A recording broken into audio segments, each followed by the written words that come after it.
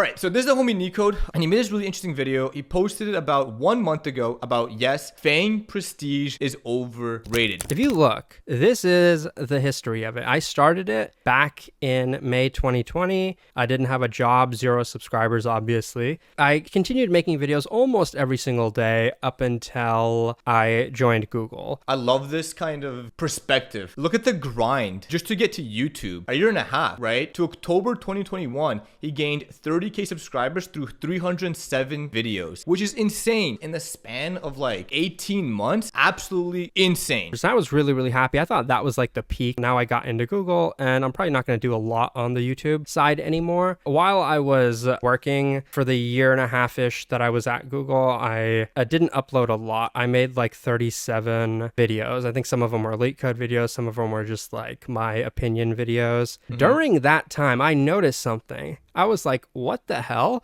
Why did the number of subscribers 10x? Why did I go from 30K to 300K? I'm not even uploading that much. October 2021 to Jan 2020, so a year and like 4 months, he 10x. Really started like picking up pretty much after I got into Google. And even when I got into Google, it was still kind of flat here. And that's because in 2020, I think, is when I actually uploaded a video where like, hey guys, by the way, I actually joined Google a few months ago. It really bothers me that the Google clout mattered so much. I'm gonna let him cook here, but I think it's almost expected, right? Like if you think about it from a perspective of the viewer, I would say 30,000 subscribers is a great amount to have as viewers, especially in tech. Like that's amazing. That's a job well done. But relative to like people with 100K, 150K, 200K more, you're still relatively unknown. Probably still working for your rep, so people can know you around in the YouTube tech sphere. And if you're just, NeetCode and you're putting good videos, yeah, people will see you, right? There's always a thing with YouTube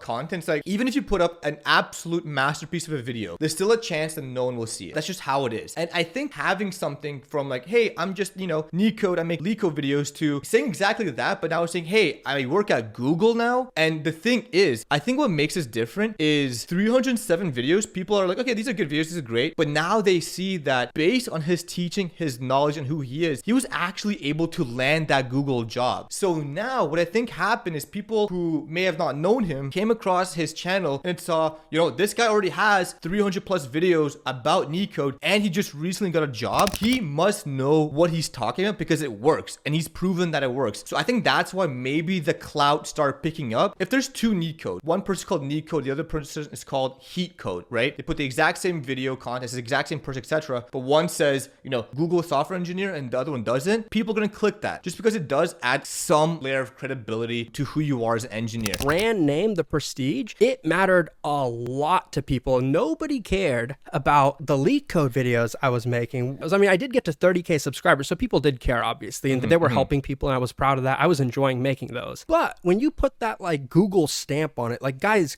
look at me, I'm a Google engineer, then all of a sudden there's like some magic. Yeah, I love that. So obviously NeetCode isn't that kind of person that's like telling everyone, hey, you should listen to me because I am a Google engineer. But a lot of people that I have previously, in a way called out on the channel do leverage their FAANG position to tell you that, you should listen to me. This is why you should listen to me, because I'm a FAANG engineer, As people kind of throw these things, there's people who are using the FAANG prestige to get those clicks, to get that viewership, right? It's like if you remove the Microsoft part, less people will click. But people know that at one point in time, that is how YouTube tech was driven, via those kind of clickbait things, right? People will go to my site, NeetCode.io, people will go to my channel, people like talk about, oh, like these are good videos to like understand LeetCode problems. Those videos were not made by a Google engineer. They weren't, because I didn't work at Google at the time. I didn't have a job at the time. I was just a basic new grad. But your skill set and your own teaching to yourself got you a job at Google. You know what I mean? Maybe my perception's wrong, but that's how I'm kind of viewing this, right? Like you started this video, I just NeetCode, the fresh grad, going through learning life, learning LeetCode, but your own teaching style that you incorporated, your videos that you made got you the job at Google, which I think is like the ultimate goal of LeetCoding, is like to get the job at FAANG. Why can't the quality of work just speak for itself. Why is it that brand names have to matter so much? That's kind of why like LinkedIn culture is so self-congratulatory. It's you really have to sell yourself and just... That's LinkedIn and Twitter too. Everyone's like, this is how I was a light bulb mechanic and now I work as an HTML whatever developer at FAANG. I'm so great, but if I can do it, you can do it too. Here's how. Join my Twitter space. And I really don't like that, but you can't blame people who are doing that because that's the world that you live in. Like that's what you have to do. Fact. Guys, I'm ex-Google, ex-Amazon, ex-Facebook or whatever. So listen Even to if me. They don't feel good about doing something like that, 100% it works. I've been guilty of this as well. Like in my YouTube thumbnails,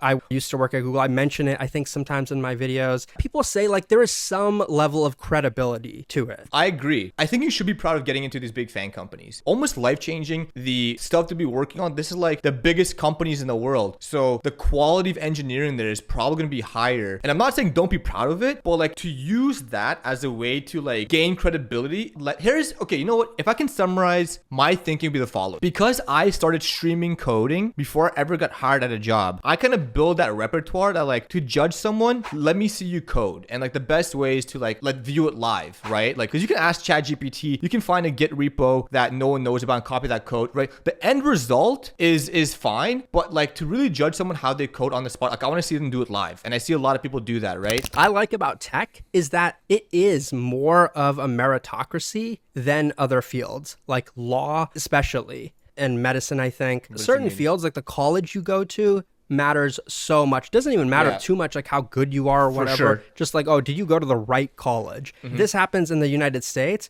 and I know in other countries it's even more so the case. I think like people in chat can probably speak for it more than I can. In India, I think that type of mentality is 10x. The whole prestige mindset. Yeah, IIT. It's so dumb because it's so like self-defeating. You're like putting people in buckets and it doesn't even work. You're trying to stack rank people, but the person that you thought is at the bottom of the ranking is actually really, really good at like 10 different things. As a society, I love that take. That's like a plus 1 million take. Like that shit. I know tons of people who crushed their LeetCode interviews and are good at LeetCode, but are just garbage at software development. Like just garbage. Like cannot develop. How many of you can code? How many of you can develop software? Facts. I can't develop software. I've made shit software. You miss out on the value. That's why I made this post. So I guess I'll just quickly go through it. I hit 600K subscribers, but my channel growth didn't actually... Yay me. Round of applause. I love how he's like kind of satire to himself. I genuinely feel I'll do like the same thing. One day we'll get to 600K. Start increasing until I joined Google, even though I'd been uploading videos regularly. Whether the quality of my work is good or bad is up to like people to decide. I don't know about you guys, but I would want to be judged based on the quality of my work because that's something you can control and how much effort you put in,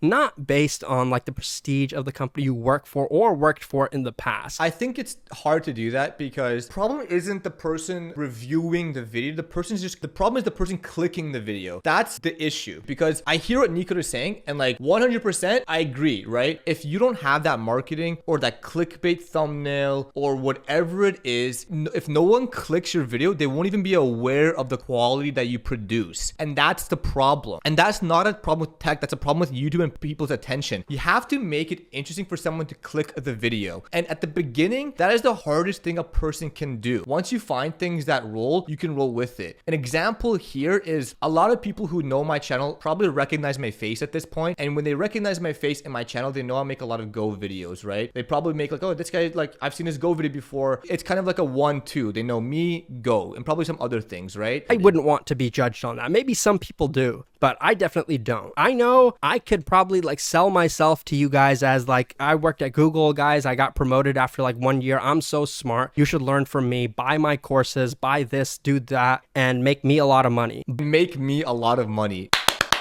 I don't think I'm that exceptional of an engineer. I wish I was, but I'm really not. Same, I think bro. I'm like reasonably good. While I was working, I was able to finish my work. I think I was decent to work, but how is that different from engineers all around the world? I know I'm like a hashtag influencer. I have a platform, whereas like a lot of other good engineers, like talented people don't necessarily have a platform. What is the difference between me and somebody like that? I really don't think there's a lot. I used to be naive about it. I used to think that people at big tech companies are good and people who aren't at big tech companies are bad. I never had that mentality. I think it's because I never went to school for computer science. I never was like in that like sphere. Like the best engineers I know don't really work at FAANg companies.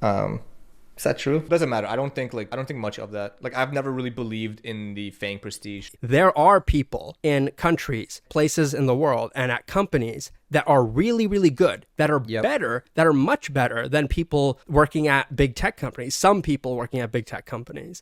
And they just don't have like the same opportunities to prove that. I think the illusion of a brand name is something that if you're a new grad, you're probably like susceptible to being tricked by it. I would try to ignore that. If you're working at like a company right now and you feel like you're not proud of yourself because of that, I would not get caught up in that, because I think if you just play the long-term game, focus on what you can control, eventually the real worth of something will be revealed over a long period of time. That's what I would focus on. Even when it comes to like influencers, don't follow somebody because of the company that they work at. It's just not worth it. If you like the advice I give or if you like the videos I make, then that's great. But if you don't, then that's also okay. I'd say stuff like a micro influencer, like don't listen to what I say if you don't agree with it. If you don't like what I'm talking about, that's fine. If you like what I'm talking about, that's great. At the end of the day, I'm just a random dude who writes Golang, works for a big FAANg company, and who makes YouTube videos and streams. Like if you break it down, but at the end of the day, we're all just people. Like at TwitchCon, if you hang out with any of us, it's just like